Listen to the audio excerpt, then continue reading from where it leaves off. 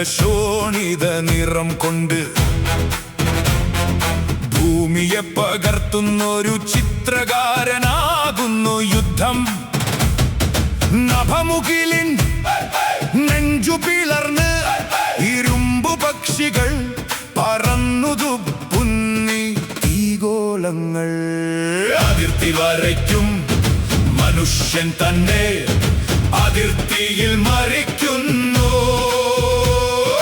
ഭൂമി പോലും സ്വയം പിളർന്ന് ചോദിച്ചിടുന്നു. അറിയുന്നില്ല ആരുടേതെന്ന് ഈ ഭൂമി, ആരുടേതെന്ന് ഈ ഭൂമി.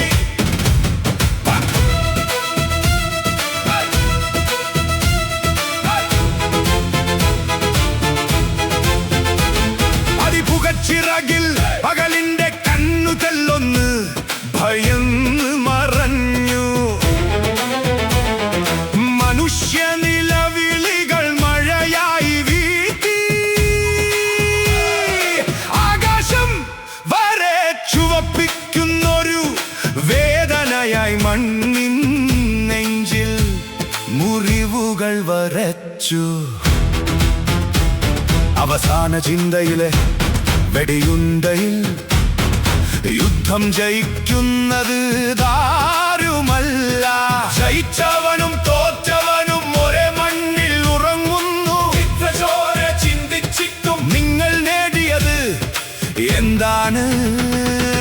അറിയുന്നില്ല ആരുടേതെന്ന് ഈ ഭൂമി, ആരുടേതെന്ന് ഈ ഭൂമി, ഈ ഭൂമി ആരുടേതെന്ന് ഈ ഭൂമി, ഈ ഭൂമി ആരുടേതെന്ന് ഈ ഭൂമി. High high